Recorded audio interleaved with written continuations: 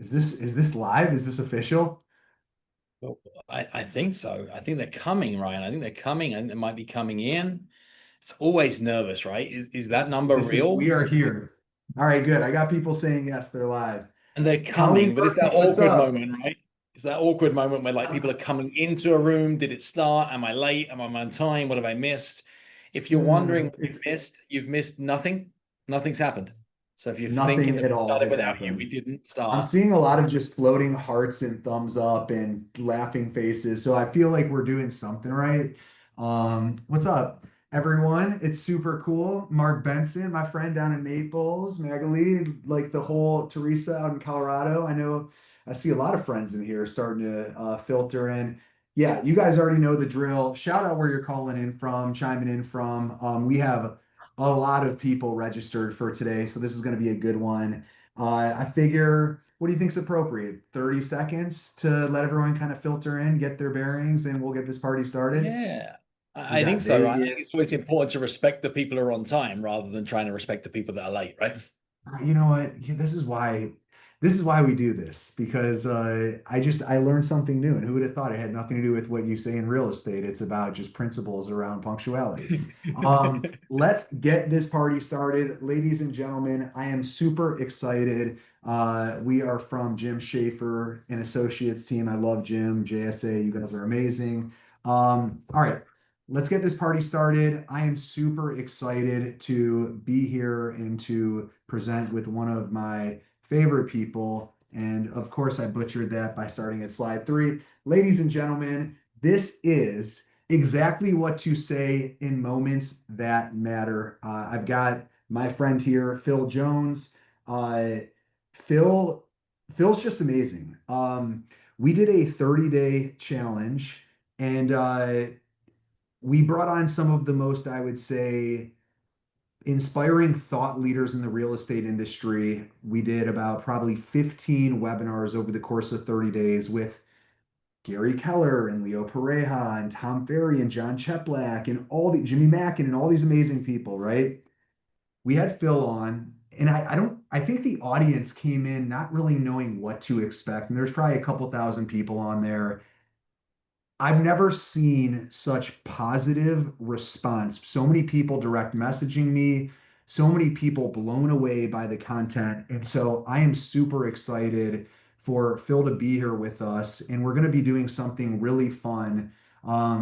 He has volunteered his time to the fellow community to ultimately do what we're considering as a three-part series over the next 30-ish days or so, because we feel like this is extremely important with market shifting and with, just all we hear from our audience is how do we start converting more opportunities? How do we start winning more? What do we say to these people? And so I'm super excited to introduce Phil. I'm going to run through this really quickly and we'll get this party started. Normally, I'm super long-winded and won't shut up. Today, I get to sit back and enjoy the ride. I have an ask of you guys. Scan these QR codes, follow myself and Phil on Instagram. Tag us, share your experiences about today, because when you do, last time we had people freaking out about these role play cards, right? There's probably several hundred of them that were purchased. Well, we're going to give some away at the end. All you have to do is tag myself, tag Phil, use hashtag fellow, but post on social about something you learned, about something that was impactful from today's webinar about what Phil is going to teach us. And we would love to put you into a drawing and send you out some of these cards. My team uses them, even the fellow team uses them. So essentially, these are going to be really beneficial in helping you grow your business. And then just to set the stage, we have webinar number 2 already set, October 14th. If you registered for this one, you are already registered for that one. So we're super excited. That'll be webinar number 2.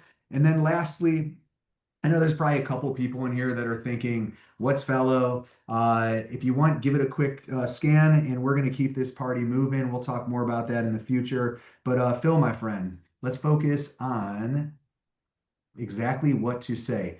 Why don't you quick intro? I feel like everyone knows you, but maybe a quick intro, and then let's jump into the good stuff. Oh man, isn't the thing that we all love doing the most is bragging on ourselves to be able to tell people that we're worth listening to? It's the least favorite conversation. And as a result, which is I'm not going to do it, I'm going to refuse, is what I'm actually going to get into being able to do is to deliver some service to this given moment in time. Because when I'm looking at it here right now, we are what? We are at 3:36 Eastern time. There are 581 people here that are given 60 minutes of their day to show up and make this count. I want to be able to do the same for all of you here, is to be able to pour back into that moment. If you're here by accident, you don't know who I am, then there's lots of information online that you can go find that out in due course. But right now, my goal is to be able to serve this moment. In this last year in supporting the world of real estate agents, is I've been overwhelmed by the amount of change that you've gone through.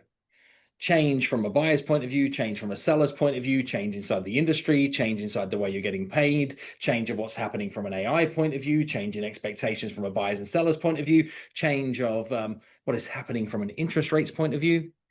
And a question I thought I'd ask of you, or in the chat with a yes no response, knowing that only us as hosts and panelists can see it, because I don't know if you can speak to everyone, is do people like change? Yes or no?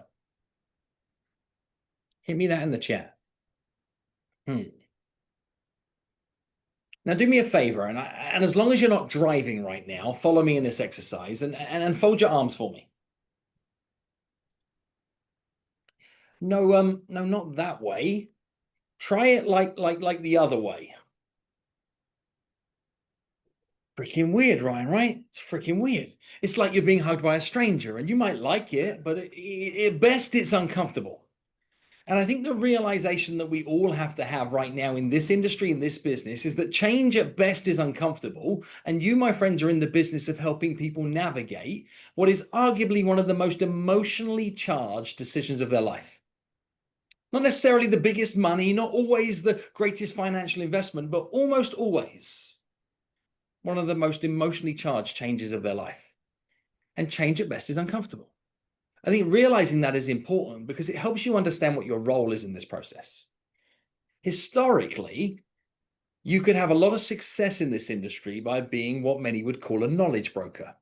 Like if you know a lot about the process, your area, your region, the properties, etc., you had high value.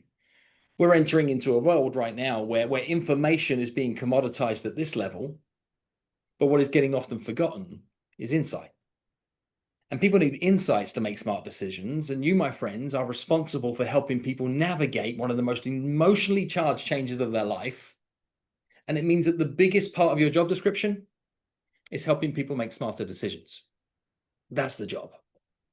So what I'd love to get from all of you to help me understand how I can serve you better in this moment, what are the moments right now that are showing up inside the conversations for the buyers and sellers that you're in service of that are causing you the most friction or frustration?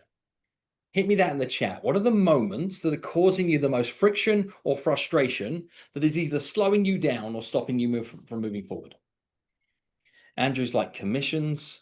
I think people want to pay more, days on the market going up, inspections, pricing, low offers, looking for leads, flaky buyers, deals falling apart, buyer broker, pricing, commissions, unrealistic buyers. I'm waiting for representation, new in the industry, market settlements, waiting for interest to show, conversion. Lucky we got a three-part series here, Ryan. It's lucky we got a three-part series.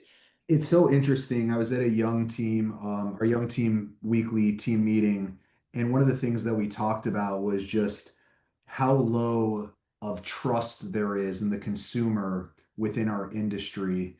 And it was a part of the conversation around days on market. It was a part of the conversation on how long it takes to actually, there's just a lot of indecision. There's a lot of, a lack of decisiveness. And so I see some of these comments and it really resonates with exactly what we were talking about this morning on some things that are paralyzing both the consumer, which ultimately paralyzes us to get into action because it just seems like so things take so much longer and it's so much slower.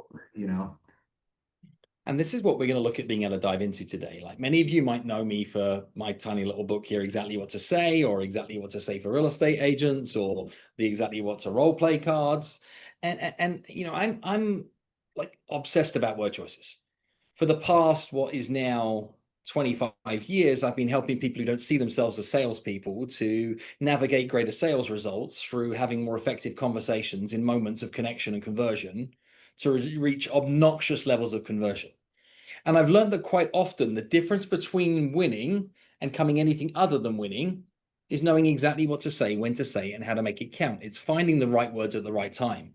It isn't knowing the right answer. It isn't having the right advice. It's being able to package it in the right way. See this little book right here, as I'm proud of it for a gazillion reasons. But one big one is it's like a genuine bestseller. We've now sold almost 3 million copies, translated into 29 different languages. And this little book right here, is it outsold 50 Shades of Grey and Harry Potter for one whole day. But you celebrate your wins. I'm taking mine, right? That's what we're doing here. But why do I tell you it's a best-selling book? It's because I learned that people are good at buying books. What are they not so good at doing? Not so good at reading or taking action on what lives inside. So I figured if I could write the biggest book possible, but cram it into like a number of tiny pages, put a load of white space around it, people might actually read the book and get to the finish line. They might follow through on some of what they learn, put it into practice, and it might help change things inside their life. And I've learned that they do, because every day a stranger writes to me to tell me that it's been true. And it's a book full of what I call my magic words. What magic words are words that talk straight towards the subconscious brain. They're powerful in the decision-making process because they have a yes output and a no output. There's no maybe in the subconscious. People think that no is the enemy of yes in a sales environment. It isn't. Maybe is the enemy. Think back over your last 12 months. How many people almost, potentially, perhaps, nearly, maybe made a move?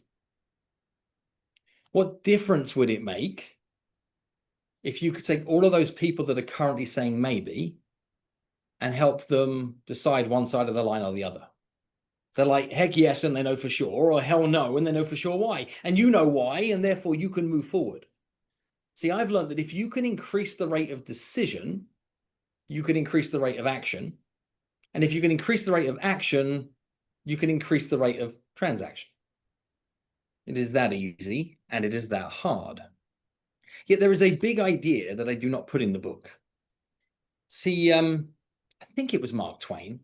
At least he's the most famous for saying it, that if I had more time, I'd have written a shorter letter. Brevity is challenging. So what you do when you produce a book that goes to the masses is you deliberately cut and edit to make it universally acceptable. But one of the big things that I left out of this book was a thinking framework that would allow you to be more influential in any given moment. And the reason that I left it out is it's difficult to explain. But I do know that if you understand these 3 critical ingredients stepping into any conversational moment, then what will happen is you'll have insane levels of conversion, you'll have insane levels of connection, and you'll have insane levels of confidence. Would it be helpful if you knew what these 3 critical ingredients are? Hit me with a yes, no. Let's see if this is going to be worthwhile. It would be really awkward if there was No, it one wouldn't. thing. I'd go home and be with my family and be like, got it. My time here is not valuable. I understand. Well, okay, let's see what we can do to help. Real Let's see quick, before we jump into that, I just want to make sure we save some time at the end to address this maybe, this maybe concept, because I think that paralysis around maybe is sometimes people that are not sure, and I think sometimes that's also a defense mechanism. Perfect. I got it. I got it. Got it. For sure, I got this. Is Perfect.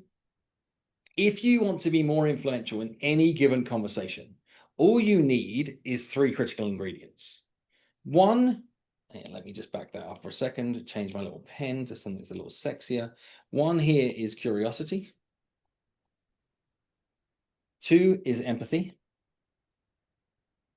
And then 3 is an ingredient called courage. And I know what some of you are thinking. You're thinking, got it, Phil, like, I got it. These are words I've heard before. But why particularly those words, and more in particular, why in that order, is you ever found yourself entering into a conversation with somebody who's so sure of themselves? They're so certain of their point of view. that the more sure they are of themselves in that given moment, the more it rubs you up the wrong way? It's almost ironic that high levels of certainty create high levels of uncertainty inside of other people. I need you all to answer this for me again with a simple yes/no question. Is now a good time to buy a house, yes or no?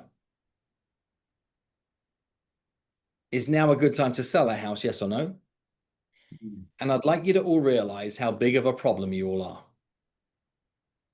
The answer is it depends. The fact that it depends is good news for your industry. If it didn't depend, one click to buy would work. And we've got to stop showing up and throwing up that now's the perfect time to buy and now's the perfect time to sell. Because what curiosity earns us is the other person's context. I'm going to take a remarkably simple conversational moment that shows up for almost every real estate agent on the planet.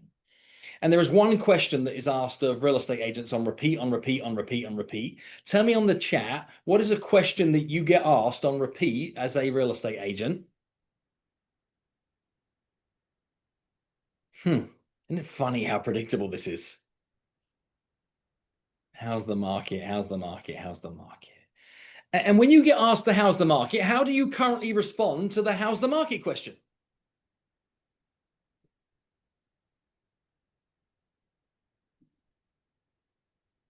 So fascinating. Version of trying to either label it, it depends. We say, why do you ask? It depends. Why do you ask? Why do you ask? Why do you ask? Okay, why did somebody ask you the how's the market question? Well, let's take this out of context.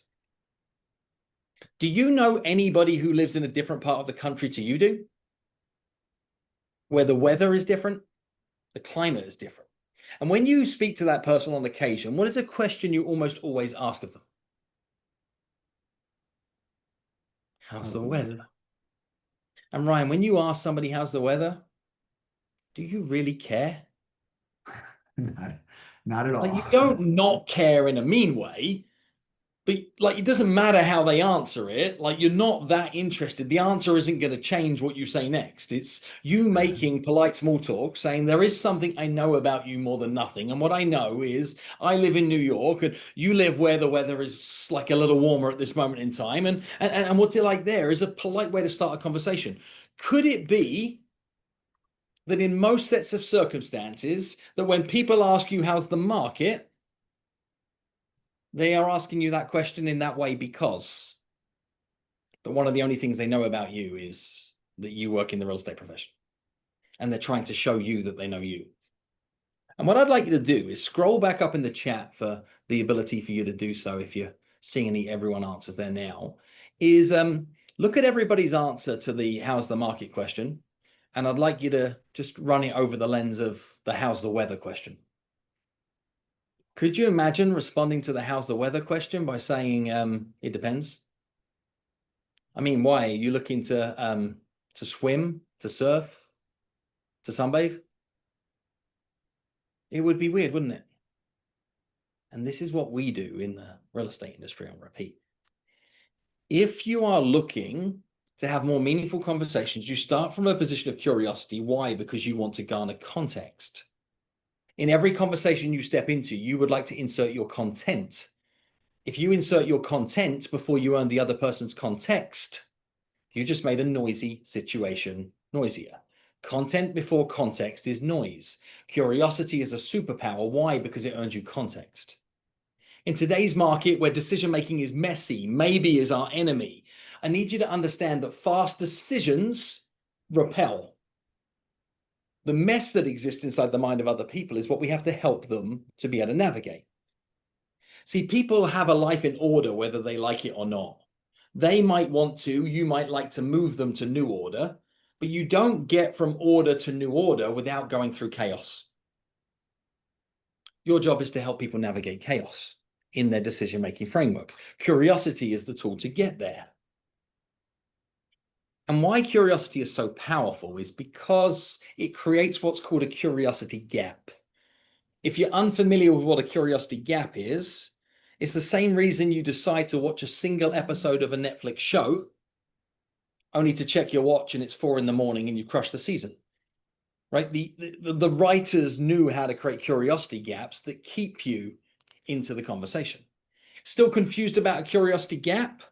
Ever found yourself watching a video on social that you knew from the get-go was going to deliver approximately zero value to your life?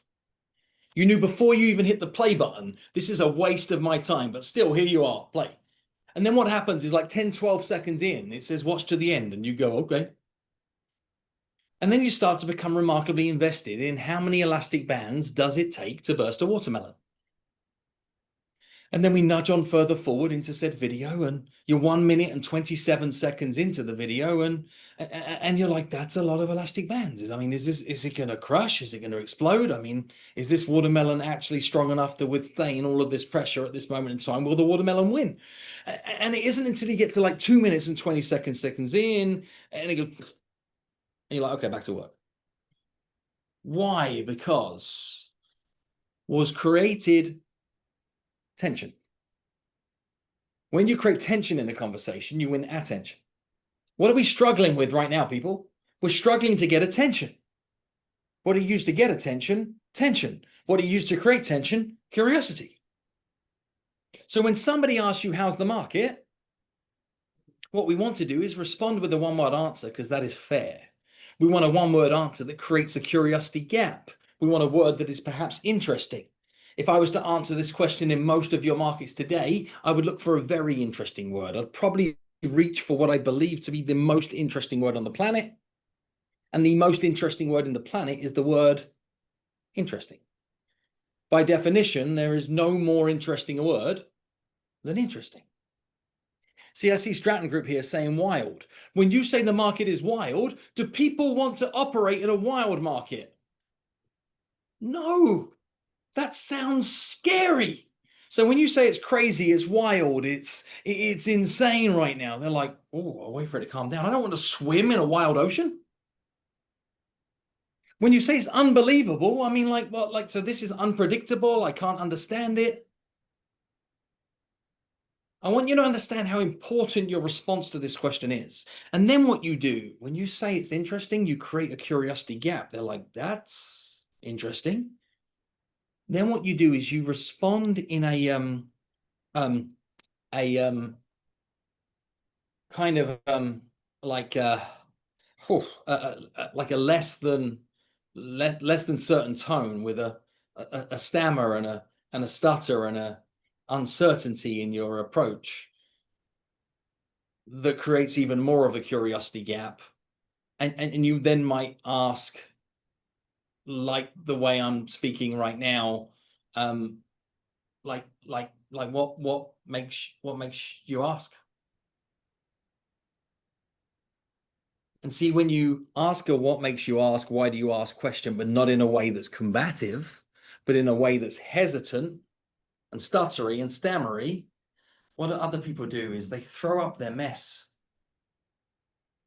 Well, Ryan, you know, I mean, we bought our house 4 years ago, and I mean, it's not a bad house, and we don't love it. I freaking hate it. It's driving me crazy, and we don't have enough room. I mean, we could make it work if we needed to, and we got a decent-ish mortgage in 2021, and I don't feel like that's a good enough reason to be able to move, but I haven't seen anything on the market that we want to be able to move to. But there was a house last year that I loved that somebody else is living in right now.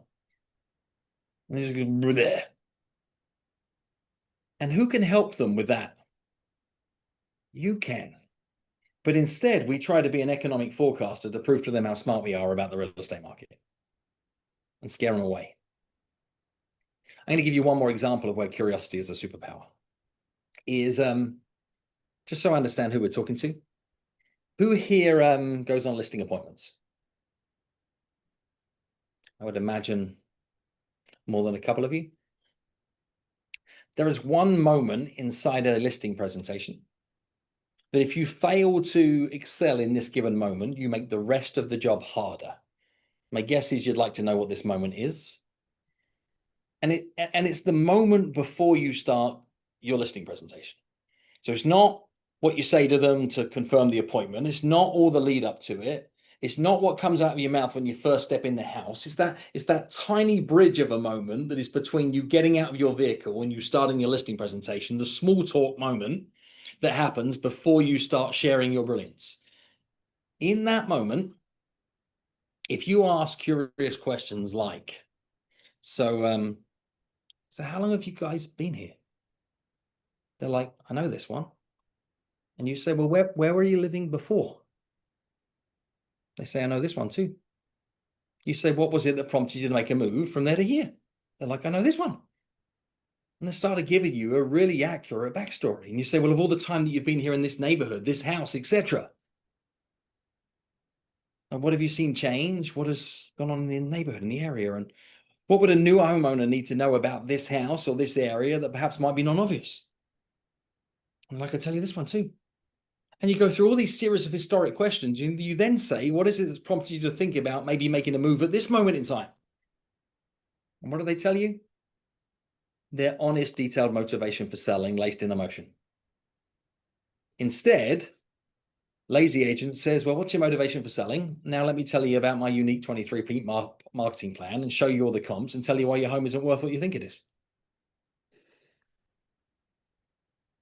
If you go and recall all that backstory first, it's highly probable that you are the only agent that did that. Now you look at the 50-50 gateways that come from multiple interviews, and they're going to look, well, they're all charging a version of about the same price. They're all charging or telling me the house is worth about the same money. They all showed me the same comps. They all played a marketing plan out that was uniquely the same. What's the difference? One of the agents really understands what's going on. They understand my context. They understand all the whys behind the whats. Therefore, in a 50-50 race, there's only one winner. You're starting to see how much more powerful curiosity can be. And when you're curious for long enough, it dances us towards this second ingredient, an ingredient called empathy. And empathy is like a buzzword right now. Too few people understand what the word really means. The best definition I ever heard from the word empathy comes from an author friend of mine, speaker friend of mine by the name of Jon Acuff. And Jon Acuff defines empathy as to care about what the people you care about care about. I can't do better than that. So I'm borrowing Jon's definition. Care about what the people you care about care about. Here is a really sad truth. Did you know that nobody on this planet would like to buy a house? Also, that nobody on this planet would like to sell a house. I have not yet met a 6-year-old that says, when I grow up, I cannot wait to go through all that stress and hassle of packing, moving, and setting up all that vendors. I'm really excited about the day that I can sign a 30-year mortgage. That means that the money I borrow is going to cost me about 3 times that money over a sustained period of time. And all I'm going to be reminded around is my incompetence for a sustained period. Like, no one's looking forward to that. People want to buy a house because. People want to sell a house because. If you don't know what that because is, you are not very helpful. Now, our goal is to be relatable in conversations. You are working with buyers right now where you think that what they're looking for is a 3-bedroom, 2-bath house over a certain size in a certain neighborhood for a certain price point. They're not. They're looking for something that delivers on a because. Your job is to get crystal clear on what that is. If people want to downsize and move towards the coast because the maintenance is killing them, and because every time they step into those 2 bedrooms that haven't been touched in a decade, they're reminded of all the time they weren't there for their kids, and they want to move towards the coast because that's going to allow them to be able to be more connected towards their grandkids and show their kids the kind of parent they could have been if they had the time that they didn't have available at the time. You see, if you don't get that emotional connection, all you are is a knowledge broker.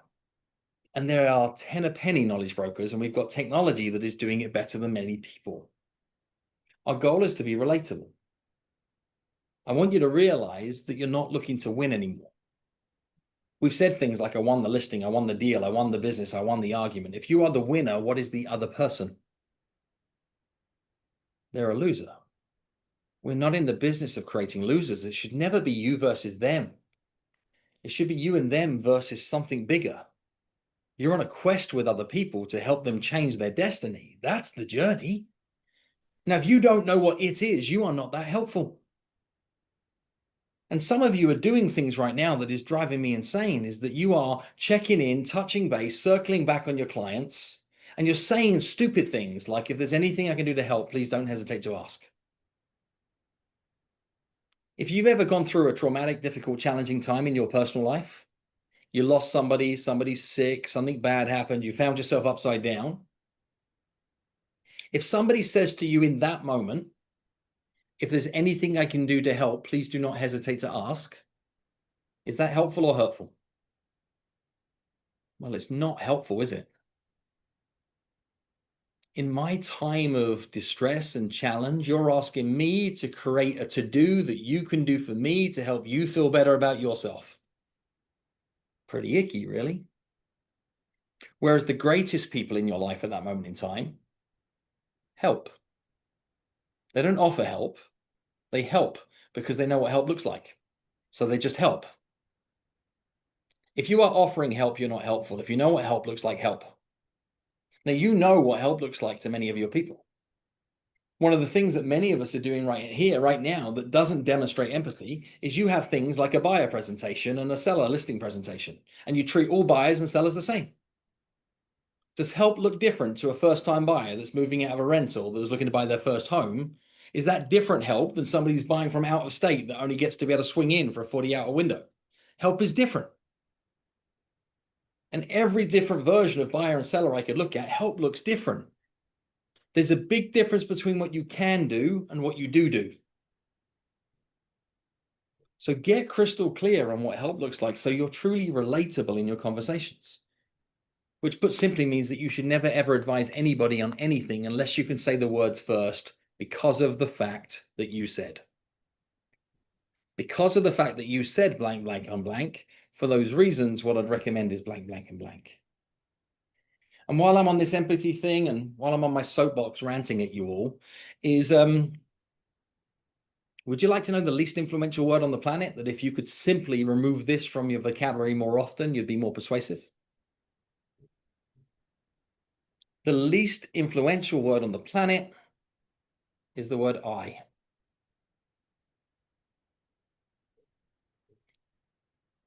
I was looking, I was hoping, I think, I believe. Now look at your last 100 sent emails. See how often you use the least influential word on the planet. And if you're wondering about others that come close to it, I, me, my, we. Self-loving language shows up in abundance in this industry. What should we be looking to change our I, me, my's, and we's to? You. You. You. There's a big difference between what I think and what you're highly likely experiencing at this moment in time. There's a big difference between what I think you should do and what you may want to consider. There's a big difference between, we at the Young Group pride ourselves. Ooh, we pride ourselves. That's a funky meeting, right? Is what people like you are highly likely to experience when you choose to work with the Young Group. There's a big difference when you can move your language from self-loving, ego fest to in service of. And there's one in this industry that drives me crackers. It's like just listed and just sold and my listing. This is my listing. It's the one thing that you definitely don't want to be yours anymore, and you're calling it mine. You want somebody else to own it. It is mine. Can't have it. Mine. Not very empathetic, is it? Which gets me towards this courage piece. And when I talk about courage, I'm not talking about jump out of an aeroplane courage, go to war courage, climb a mountain courage. I'm talking about a different kind of courage. I'm talking about the courage to ask. Your success is in direct correlation to the quantity of quality asks that you make in your life, period. Your success is in direct correlation to the quantity of quality asks. Yet quite often we are afraid to ask. We're wishing, waiting, hoping, and praying for change that we're not asking for. Now, there's nothing wrong with wishing, waiting, hoping, and praying. But I tell you, asking helps more. So I want the courage to ask so that you drive action. You drive change. You create the movement that you're looking for in a conversation. Yet sometimes this can feel like a big ask. It can feel like too big of an ask. And I want to bring some context here. Has anybody here ever made the biggest ask of all, like the will you marry me ask? Do we have anybody here that has got experience of asking the will you marry me question?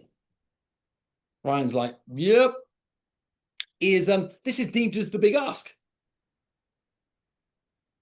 How big of an ask really was it? Did anyone ask with like a 50-50 chance of closing? Or were you shooting with a slightly higher level of certainty that this was the direction of travel that you were looking to go in? It just required leadership. Required somebody to go first. What made that ask not big of an ask? Sure, you wanted to get the moment right. You wanted to get the sentiment right. You wanted to create an experience that was memorable for all the right reasons. What made that big ask easy? You were curious enough to understand the other person's context. You were empathetic enough to be relatable on a journey together. It was you two together versus it. Then all it was an invitation to take the next step. Isn't the same true with every other relationship in our life that we're looking to leave? If you're looking to lead a relationship, be curious enough to understand their context, be empathetic enough to be relatable, could be courageous enough to invite them to take the next step. Rinse, repeat for the rest of your life. That's how conversations play. Yeah, what happens is we don't start curious, we don't get context, we're not truly relatable, and we find our asks clunky because we're shooting from too far out. We're in a business right now where we're being trained that says, you got to do the work, you got to do the work, you got to do the work, you got to make the calls, like more in, more out, make the calls, knock the doors, do the open houses, do the stuff. And is it more reps that drive better results? Because I know that it's not true, but if you study professional sport in any other area of life, are the top basket players in the world just taking more shots from anywhere and everywhere and trying to win games? No. They know they have to shoot more than they score. They know that. But what do they spend all of their time doing? This is what people miss. They spend all their time getting into position to take shots. And when they're in the right position to take the shot, they increase their chances of being able to score a point. This framework is all about getting in position to take shots. So I'm going to make this insanely practical for a second and start to be able to give you some thinking frameworks that will allow you to put this into practice in many of those known moments. And I'm guessing that more than two of you on this call have people that you're calling past clients in your database. Would that be true? How many past clients do you have in your database? Somebody give me a number, because my guess is here, most of you don't even know. We got ish, hundreds, etc. Like all of these numbers just happen to be round. I'm pretty sure if I dug into your data right now that you'd all be wrong with the number that you gave me here. But I got Patty that says 542, which I love. And she may have just made that up at the spot. And I'm okay with it. But Patty, if I took your 542 clients that you are calling your past clients, and if I called 542 of them, how many of them were that when I asked them who their real estate agent is, without a beat, without a thought, would give your name? Now, my guess is not all of them. That's a problem. And with the world chasing leads, I think we might want to get good at closing the back door as well as just doing better at converting those that come through the front. So we're going to teach how to. And what some of you are doing on repeat, is you are so good at staying in contact with your clients on repeat that you forgot what it really takes. You have them set up on your drip campaign that you drip all over them. Most of them are soaking wet and they don't like it. Some of you have built so many touch points that you've been inappropriately touching people for some time that they've decided they no longer like you. And what we're doing is that we are calling people and we are checking in, we are touching base, we are circling back, we are following up. ban all of that language from your vocabulary.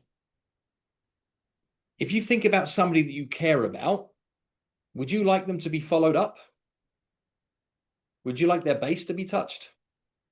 I mean, what even does circling back mean? That's weird. And if you're calling people and saying, hey, just checking in, what you're saying is, I interrupted your day for nothing, for no purpose. And I'm going to give some context on this. And I think this might be relatable to your industry, is have you ever stayed in like a fancy hotel for a big event that you cared about, and you spent some time caring about like this trip, and maybe you dropped a chunk of change on it and you needed all this communication ahead of time to make sure you arrived at the right place on the right time. You wanted to know that you were booked in, you had great service, you had a wonderful experience and all the time that you were there. And then at the end of that experience, like you paid your bill, they high-fived you, you were really happy with the experience, you went about your business. If you received the phone call from that hotel manager 8 weeks after you checked out that was like, hi Ryan, it's Phil from the Ritz-Carlton, how you doing, how's family, how's the kids, just checking in, seeing how you're doing, anything I can do to help, you'd be like, this is weird. Yeah, we do this in real estate. We are this huge companion from inquiry through to closing table. And then we get to after closing table and we have no idea how to continually support people. So we show up and throw up information that they don't need. We send unsolicited CMAs that they didn't ask for. We deliver all this, what we call value, which isn't value, it's noise. And we wonder why they stop listening. I would argue that one of the greatest assets for you to maintain inside your real estate business in the next 48 months is inbox equity. What do I mean by that? That when your name appears inside their inbox, what value does this hold? Because if we look at where technology is going, if you're not instantly seen as valuable with connection, delivering something of purpose, you just close that communication channel forever. So would it help if I could teach you how to very simply make meaningful outreach? Nobody wants another newsletter. I mean, you look at your own feed, Justin, and you're like, cannot wait to receive another newsletter today. Let's sit with my coffee and read that newsletter. It doesn't mean don't send one. Just don't call it like high value communication. It's something, but it's not the answer, is it? Okay, here's how you're going to outreach to people. This is going to change your world. If you are looking to what you're currently doing as a follow-up, and instead what you do is you follow this structure, this framework, and you deliver what we call opening fact question, or OFQ, what you've now got is the ability to change the way that you approach every single one of your follow-on calls. And instead of checking in, touching base, asking if somebody has time to talk, what you do is you start with a polite opening. Let's say that what you're doing is you're calling somebody that you haven't spoken to for 2 years. That's okay. They didn't need you. You give a polite opening and you say, hi, Ryan, it's Phil calling from ABC Company. You probably don't remember me, but I was the agent that helped you purchase the home at 123 Main Street. Are you folks still living in the house? They say what? Yes. Yeah. Sure. What we then do is we ask a past-based question, then a present-based question, and then a future-based question. Past is what has happened since. Like, that's easy. Present is what is your current situation. Future is what are your plans from here. So I'd say, well, what's happened for you guys over the last couple of years? And you'd go, blah, blah, blah, blah, blah, blah, blah. I'm like, so what's your current situation like? Where are you at the house? Oh, we love it. I mean, it's pretty good for a while. Okay, so how much longer do you see yourself staying in the house?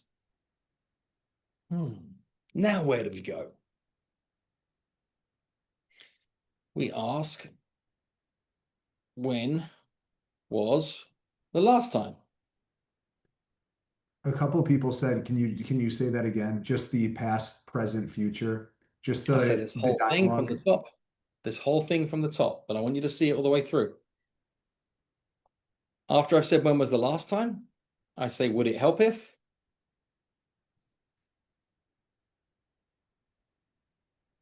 After I say, would it help if, I say, when would be a good time?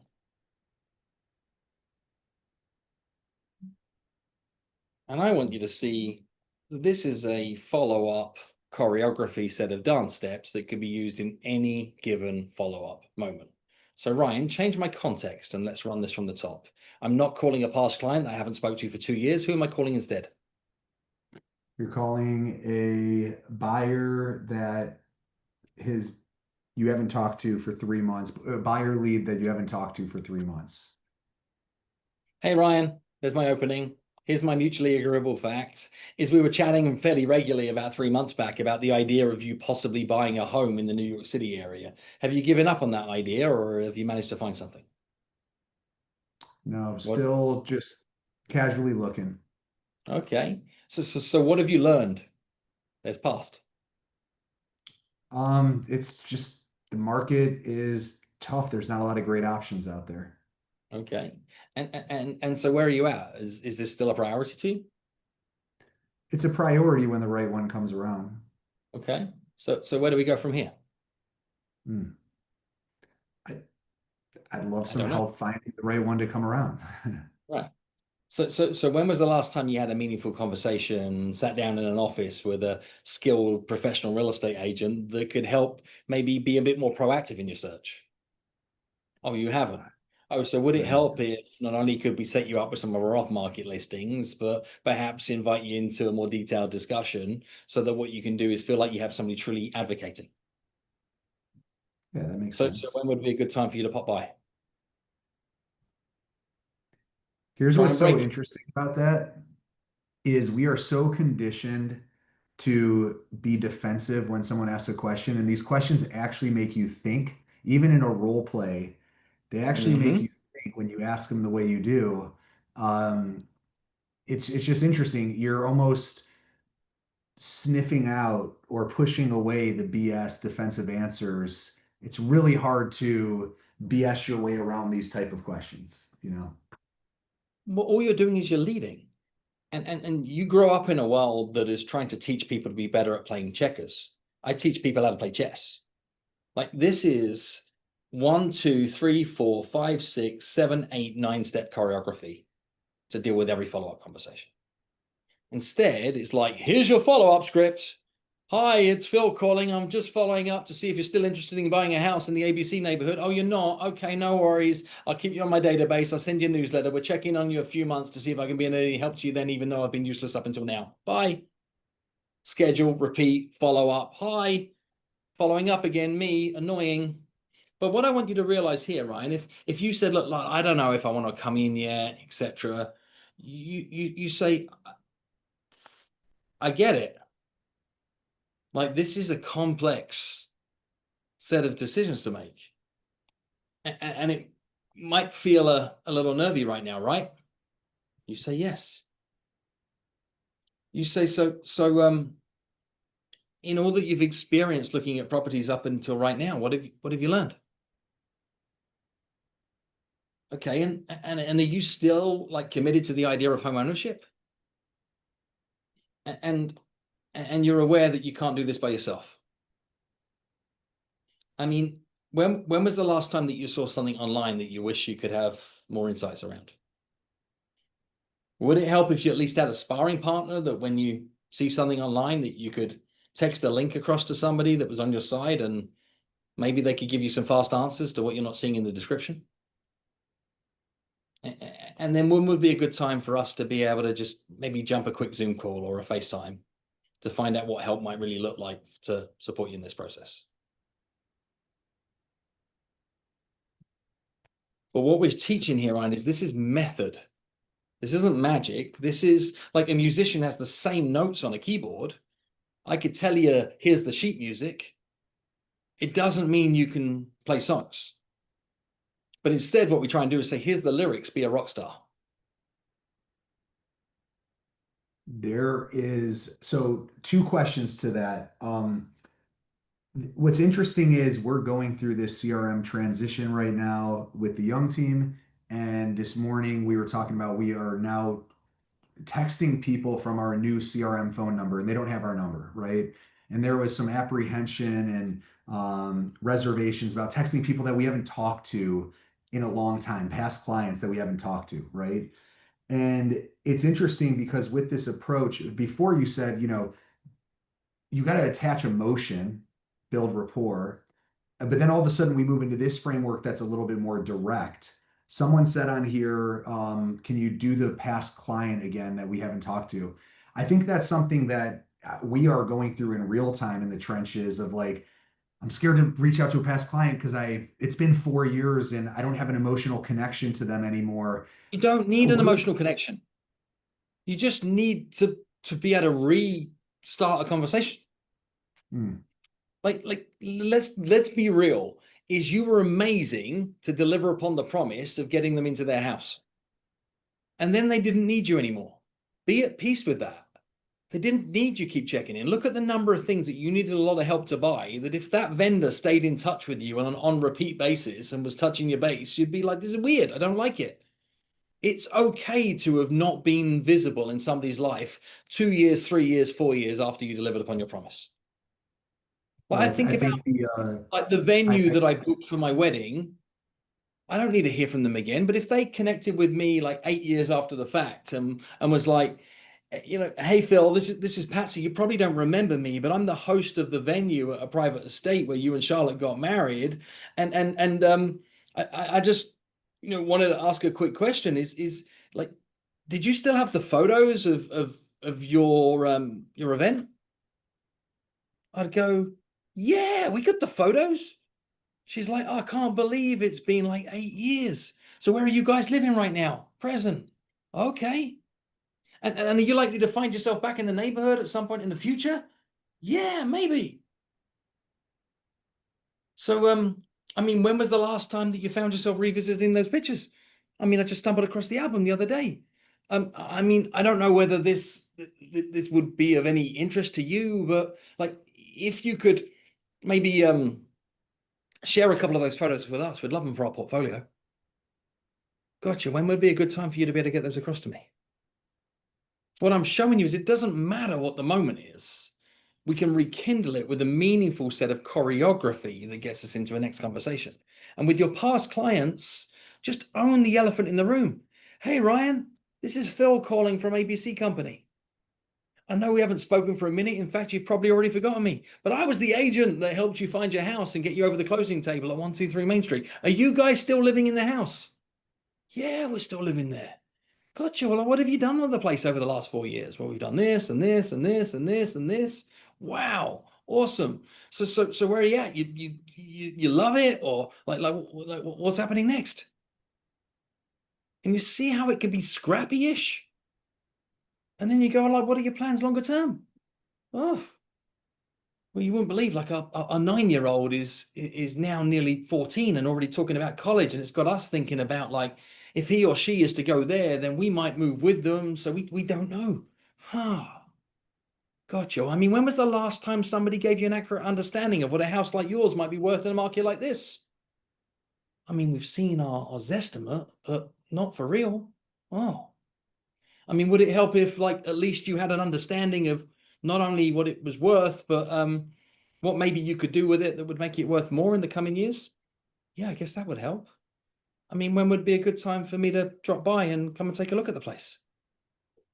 There you go. There's the listing appointment. Instead, what we do is we wait for people to decide they're ready for sale, and they call us plus two others and say, tell me why your dad's better than my dad. So I think it's really what I find interesting every time we have a conversation, every time I hear you speak, and you can just see by the chat. I don't know if everyone in the chat can see everyone's comments, but it's so profound, the responses and the comments. And I think one of the biggest challenges is we have been so conditioned to what I would say is like the antithesis of Phil Jones philosophy, right? Like, and so we have a lot of bad habits to break. And I know technology is advancing quickly, but we almost need like a Phil translator ear pods that like you can just tell us what to say when we're on appointments and when we're talking to our past. customers and stuff like that. And I think it's really important that we start to approach this. You said methodology, you said frameworks. This can be taught, right? This doesn't happen overnight. I think it might be a little bit intimidating that all of a sudden it's like, wow, I say I in every email. I say follow up, and now I'm realizing, and it just makes me feel like I'm shrinking down and like, and I'm like, I got to stop this tomorrow. It doesn't happen overnight. What do you recommend on how do you start to change behavior? And start to adopt some of this framework? I mean, there's a lot to it. We have a 3-day certification program that brings people to a new start line. Like they think they want to come for mastery and they leave realizing that they've got a lot of work to do, but they know what work looks like. If I was to try and guide you to where to start, firstly, remember that the worst time to think about the thing you're going to say is in the moment you are saying it. And that means that we have lots of known moments that we rely on our improvisation and our experience for. We could simply take some of those high stakes known moments and say, I'm going to do the same as what I've done everywhere else, other than I'm going to pick a handful of moments that I'm going to decide to give an 11 out of 10 attention to. Take the how's the market question. Take the I'm going to reconnect with clients I haven't spoken to or prospects moment. Take the when a member of my team asks me for advice moment. Take those 3 moments and say, I'm going to work to be strategically curious more effectively in those given moments. Take the OFQ, past, present, future. When was the last time? Would it help if? When would be a good time framework that I shared with you there, and execute it in lower stakes environments. I mean, look what this would look like. Ryan, give me a random scenario. Could be with family. Could be like make it non-real estate. Uh, in terms of Any uh, random scenario. I'm looking to start a conversation I didn't have permission to start. me and my family, I want my family to take professional photos. Okay, so that you have these captured. So what you do is we need an opening, we need a fact, we need a question. And by our family, what you mean is either like mum and dad or your wife or somebody that is a key decision maker in this, right? So The your whole thing. opening is like, hey honey, like I can't believe how quick everybody's growing up and how fast life is moving right now. And you know, I know that the last thing that we want is to be able to forget these moments. Then we go past, present, future. So we say, I mean, how many moments do we wish that we had photographs for that now all we have is memories? Oh, okay. And how much do we want to be able to remember all that we've achieved in 2025? And like what age of the family is the moment that we want to capitalize from an iconic moment? Okay. So I mean, when was the last time that we were all together? And I mean, would it help if at Thanksgiving when we're all together that I arranged to maybe have a professional photographer there to be able to capture the moment? And when would be a good time of day to capture that photo? What I'm proving So to you is this method here. That was a completely random situation. The exact same dance card I used for a follow-up call with a like a potential buyer of a piece of real estate. We used to help Ryan capture his family photo that he'd like to have this holiday season.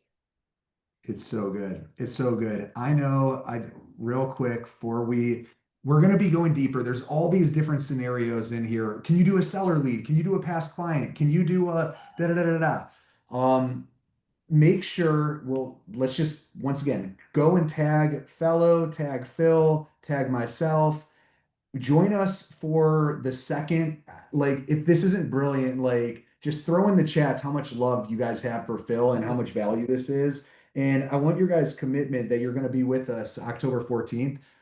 send us scenarios, right? We want you guys to participate. We want you to get a ton of value out of this. Join us on October 14th.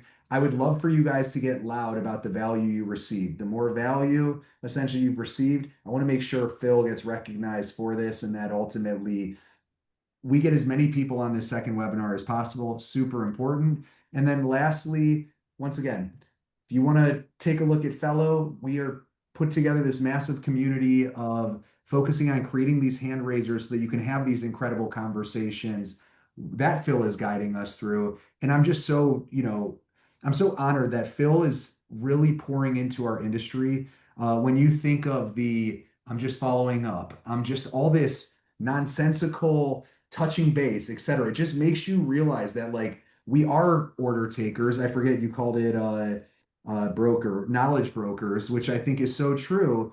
Phil is coaching us, guiding us on how to actually have meaningful conversations. And I'm blown away every time I have these calls. So I can't wait for our next one. Anything else you want to add before we wrap, Phil? I think I'll just say something. It's people are asking for QR codes for Insta. I just made it obnoxiously big on my screen.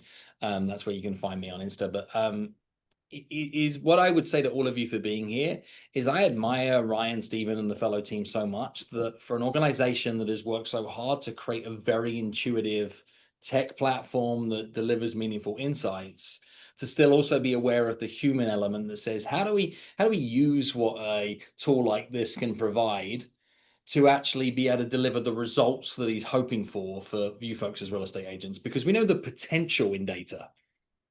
But if you don't realize that potential by acting real impactful human conversations to it, then what happens is you get 3 out of 10 results out of 10 out of 10 possibility.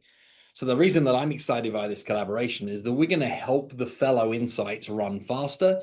And that's very much what the next webinar is going to be focused on, is like, where do we get pieces of data and alerts and insights like so-and-so is blank? What do we say to blank?